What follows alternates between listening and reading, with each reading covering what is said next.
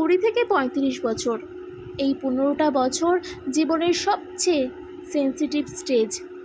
জীবনের এই সময়টাতে জীবনের রং বারবারই বদলাতে থাকে। জীবনের এই সময়টা এসে মানুষ সবচেয়ে বেশি ডিপ্রেশনে ভোগে। টিকে থাকার যুদ্ধে প্রখর তেজি যোদ্ধা হতে হয়, অন্যথায় মৃত্যু নিশ্চিত।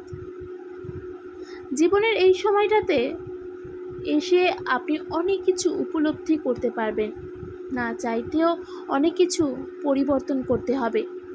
কারোর ক্ষেত্রে এই পরিবর্তনের মাত্রা এতই দীর্ঘ হয় যে তখন তারা নির্বাক দর্শক ছাড়া আর কিছুই করতে পারে না। জীবনের এই সময়টা এসে বেশিরভাগ মানুষই তার মাথা নত করে। যেমন ধরুন, আপনি এই বয়সটা এসে আপনার বাবা অথবা মায়ের কাছে টাকা চাইতে লজ্জা বোধ করবেন, নিজেকে সংকুচিত করতে থাকবেন। আবার ধরুন, আপনার চাকরি হচ্ছে না, তখন পরিবারের কোনো বিষয়ে মাথা উঁচু করে কথা বলা কিংবা কোনো সিদ্ধান্ত নিতে পারবেন না। প্রিয়জনকে হারাতে হয়, অনেক কিছু অনিচ্ছায় মেনে নিতে হয়। এই সময়টায় আপনি চাইলেই হুট করে ট্যুরে যেতে পারবেন না। আপনার পছন্দের ক্যামেরাটা দোকানের গ্লাসের ভিতর থেকে দেখেই তৃপ্তি হতে চাইবেন। চাইলেই পরিবারের সাথে বসে আড্ডা দিতে পারবেন না, চাইলেই প্রিয় মানুষটাকে ধরে রাখতে পারবেন না, কারণ আপনার পকেটে টাকা নেই, ভালো চাকরি নেই, ভবিষ্যৎ জীবন অনিশ্চিত।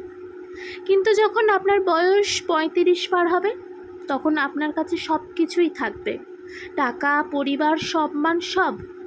মানুষ তো আর সারা জীবন বেকার থাকে না, কোনো না কোনো একটা পথ ঠিকই তখন বের হয়ে যায়।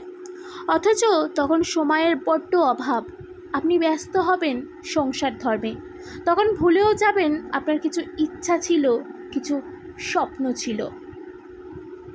সময়কে আঁকড়ে ধরা মহা ব্যস্ত আপনিটা একটা সময় বুড়ো হবেন, তখন অনেক টাকার মালিকও হবেন, পাবেন বিশাল অবসর।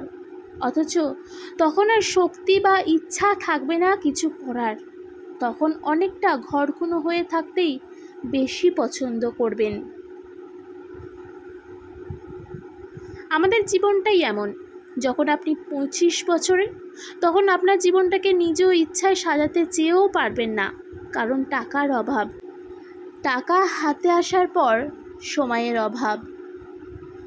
আর যখন টাকা অফুরন্ত, সময় থাকবে, তখন আপনার ইচ্ছাগুলো খুন পোকার দখলে।